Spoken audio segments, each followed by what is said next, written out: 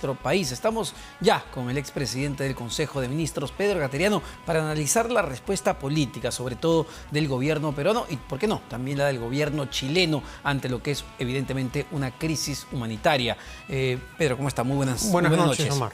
A ver, la respuesta que se está dando a este problema puntual de estos ciudadanos extranjeros, básicamente, que se encuentran en la frontera, ¿es la más adecuada? Ojo, no solo hablo del gobierno peruano, también del gobierno chileno.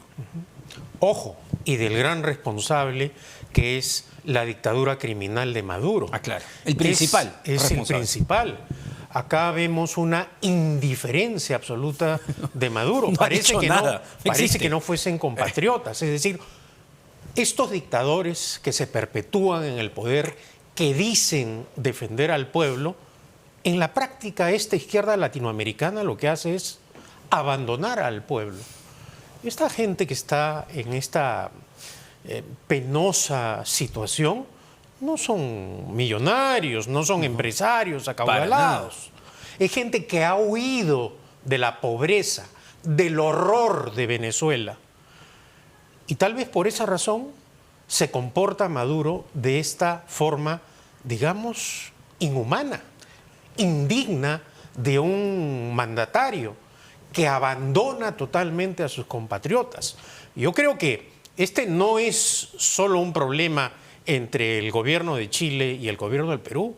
Fundamentalmente es un drama ocasionado por la dictadura criminal que engendró Chávez y que sigue manteniendo Maduro, y hay que decirlo también, ante un silencio cómplice o inacción de la comunidad internacional. Acá creo que hay que exhortar la solidaridad activa de la comunidad internacional, especialmente de organismos como Naciones Unidas. De otro lado, creo que hay que bajar la tensión y la presión. Militarizar la zona tampoco arregla el problema. El ministro Chávez Cresta ha dicho que esto no significa una militarización. Sin embargo, en la práctica, está enviando militares a la frontera. Bueno, y también se acusa al gobierno chileno de usar, no sé si carabineros o militares en estos operativos que llaman profundamente la atención. La dureza de un presidente que se proclama de izquierda como Boric, ¿no? No solo la dureza, sino que el propio Boric en su momento había dicho que no iba a actuar de esta manera. Están en sus mensajes de Twitter que tenía y estamos viendo que hace todo lo contrario. Y en la campaña electoral. En la campaña electoral. Forma, digamos, una incongruencia. Porque hay que entender algo. ¿Por qué justamente los venezolanos, haitianos están tratando de salir de Chile? Porque la política migratoria en Chile se ha vuelto sumamente dura. Los están persiguiendo, los están buscando y no pueden más. Exactamente. Y por esa razón lo que hay que hacer es establecer un mecanismo de diálogo fluido entre ambos gobiernos, el chileno y el peruano, con la participación activa de la comunidad internacional, porque reitero, este problema ocasionado por la criminal dictadura de Maduro involucra ahora a distintos países. Claro, no solo Perú y Chile. Exactamente. Ecuador, Colombia tienen mucho que decir. Sudamérica en sí está, digamos, se ha convertido en el refugio de millones de venezolanos. Exactamente, y bueno, en muchos casos como nosotros, que hemos recibido a nuestros hermanos venezolanos en una cantidad superior al 1 millón de personas, tampoco el Estado estaba preparado, por ejemplo, para recibir a 300.000 niños venezolanos que ahora están estudiando en las escuelas públicas a nivel nacional. Y por eso quiero poner un énfasis en el aspecto de la exhortación a la solidaridad activa internacional. Si nosotros hacemos una revisión de la prensa, por ejemplo, cuando se produce esta migración ilegal hacia Europa, la comunidad internacional se moviliza de otra manera. Sí. Los organismos internacionales reaccionan de otra forma.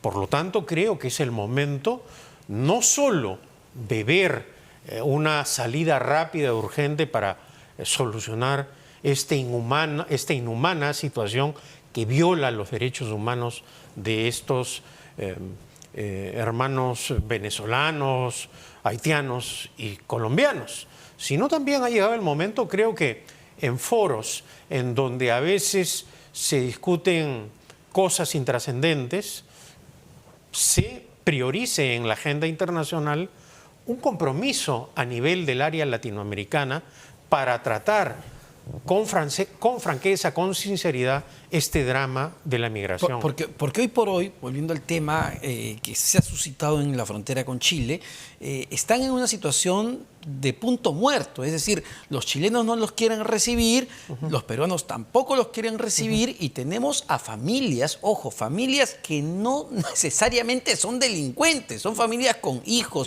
con personas mayores que están acampando y que no saben qué hacer. Entonces no hay una respuesta concreta de ninguno de los dos gobiernos. Y además el drama de la desesperación humana. Exacto. Esta gente ha huido de su país porque simplemente la situación de pobreza, de opresión, los ha obligado a actuar de esta forma. Y vemos, reitero, cómo su gobierno los abandona por completo. Y cómo un rasgo distintivo de los gobiernos izquierdistas latinoamericanos es no otorgar pasaportes, no renovar cédulas de identidad, algo que afecta la identidad, el derecho a tener una nacionalidad también, ¿no? Por eso se está enfocando mal el tema, porque claro, los argumentos que dan desde el gobierno es vamos a dar un estado de emergencia, militarizar las zonas de frontera, aunque dicen que no es militarizar, pero van a enviar militares, vamos a dar una prórroga de 60 días para que se regularicen. Sin embargo, es la respuesta porque el argumento detrás es el tema de la seguridad ciudadana. Bueno, ese es otro aspecto que implica otro tema. Pero se quiere vincular con este aspecto, lamentablemente. No necesariamente es vinculante. Es cierto que en Chile también se está usando el mismo argumento que acá, ¿no? Y en algunos casos también vemos respuestas de alcaldes o gobernadores que en lugar de ayudar a solucionar el problema lo agravan, que es, digámoslo así, lo que ha ocurrido con el alcalde de Tacna, que creo que también innecesariamente el gobierno chileno ha elevado el problema citando al embajador, pero en fin, hay que evitar, por eso digo, que la tensión crezca y de una manera pragmática, con el apoyo de la comunidad internacional, el gobierno peruano y el chileno urgentemente encuentren una salida. No es posible que madres, niños estén en un abandono absoluto, en condiciones inhumanas, por eso sin, es decir, quien ha transitado por esa zona conoce que ahí no hay absolutamente nada en esa zona entre la frontera de el Perú y Chile. No se entiende este discurso, que eso lo entienda mejor, este discurso que viene, por un lado, de Chile, que ha llevado las cosas de manera superlativa a partir de las declaraciones de un alcalde, y luego las declaraciones de nuestro propio premier, Alberto Tarola, diciéndole a Boric que no se meta o que no nos quieran lanzar sus problemas a territorio peruano, cosa que han compartido los ministros de Estado. Claro, eso es elevar, por eso digo, el nivel de el desencuentro que no han podido, digámoslo, solucionar con sensatez ambas cancillerías, la peruana y la chilena.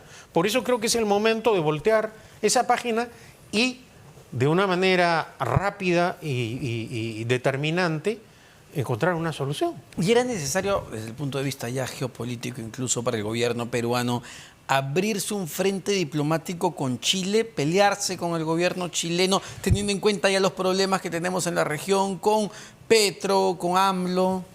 Bueno, además hay un sector de la opinión pública chilena y de la prensa chilena que cree que cuando hay problemas acá se generan esta clase de conflictos para distraer a la opinión pública nacional. Y creo que eso no es así. Es decir, la situación del país es lo suficientemente compleja para estar añadiendo otro problema de esta magnitud que lamentablemente ha ido escalando en los últimos días. Y en materia de seguridad, a ver, lo estamos abordando de la manera correcta y me refiero porque el problema tiene que ver de alguna manera el decir que, porque lo dicen los ministros, bueno, que la ola de inseguridad tiene que ver justamente con la migración.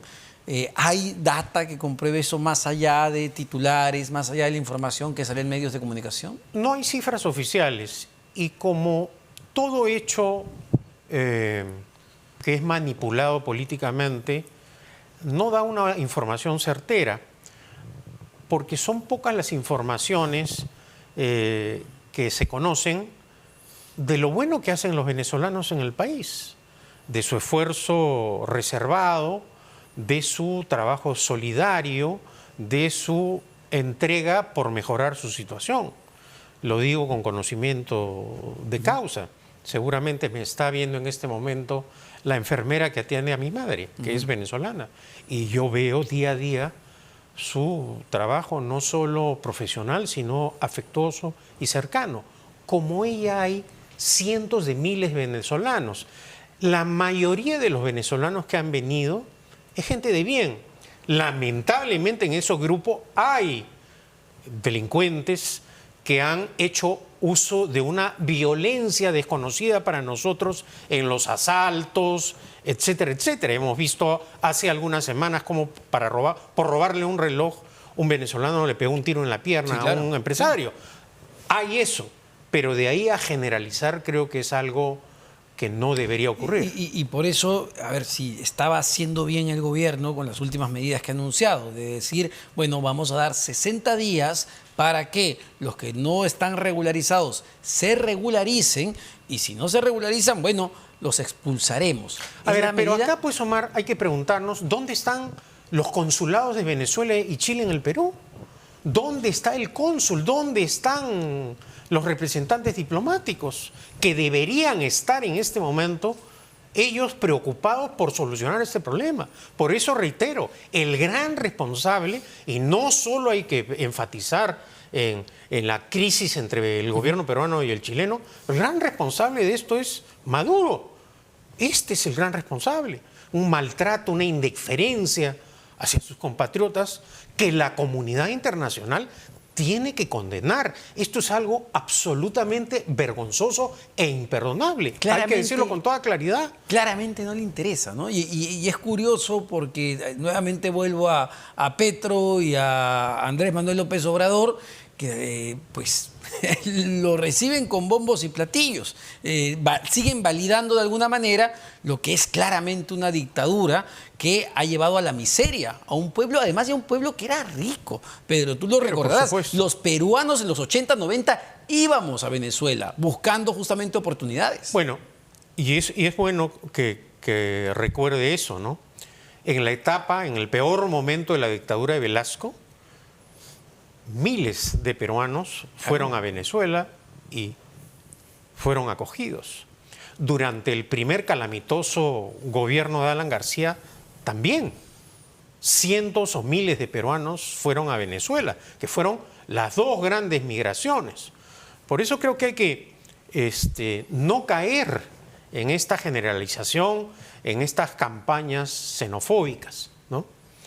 Claro que hay que respetar el orden legal, que hay que exigir el cumplimiento de la norma, pero de ahí a decir que esto se va a arreglar a balazos en la frontera, eso simplemente no hay que aceptarlo. A ver, y es una forma de parte de nuestras propias autoridades, ojo, no solo Ejecutivo, propio Congreso de la República, ¿no? Pidiendo bala justamente el congresista Montoya en la frontera para que no dejen entrar, de mirar hacia otro lado, de llevar la atención hacia otro lado de nuestros propios problemas. Exactamente. Vemos, por ejemplo, a lo largo de estas semanas cómo se piden cosas, aumentos de sueldo, bonos, recalificaciones salariales, que son demandas justas, en un contexto, además, en el cual después de muchos años hay un rebrote inflacionario.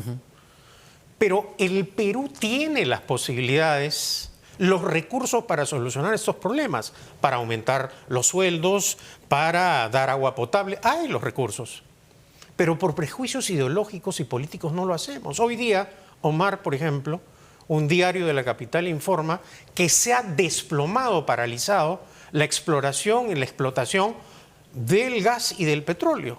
en un momento en que la comunidad internacional pide gas. Los peruanos tenemos gas y no exploramos ni explotamos el gas. Bueno, ya... Entonces, acá hay unas incongruencias, hay un comportamiento llevado por prejuicios ideológicos y políticos. Y mientras politicemos todo y no actuamos con sentido común, es como decirle a los saudíes: no explores ni explotes petróleo, ¿no?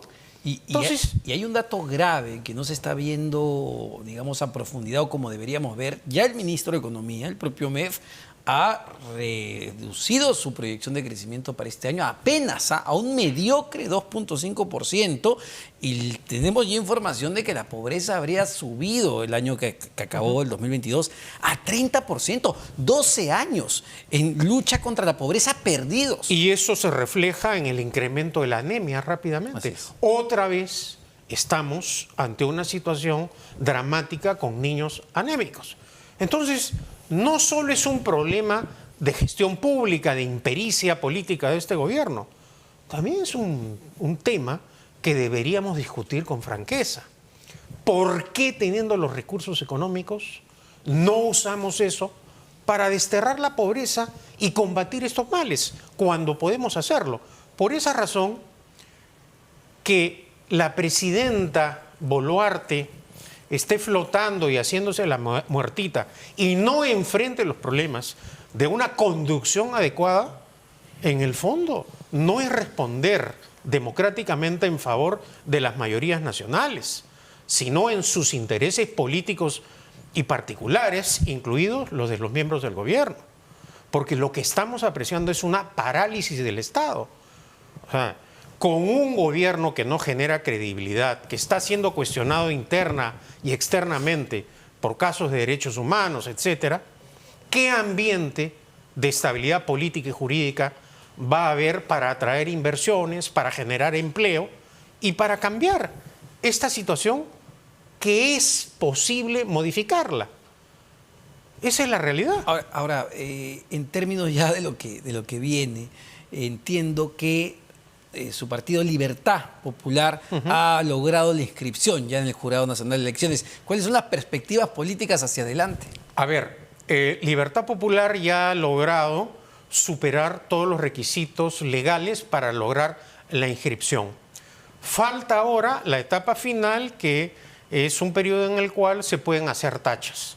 Mañana va a salir la publicación oficial en el diario El Peruano, y pasando estos días vamos a empezar a trabajar para que Libertad Popular, fundada por Rafael Belaúnde Llosa, sea una alternativa de gobierno y podamos diferenciarnos de los partidos que hoy forman parte de este calamitoso Congreso de la República, naturalmente. ¿Pedro Gateriano será candidato a la presidencia? No, yo creo que el candidato natural es el presidente fundador del partido, pero finalmente será el partido el que adopte la decisión.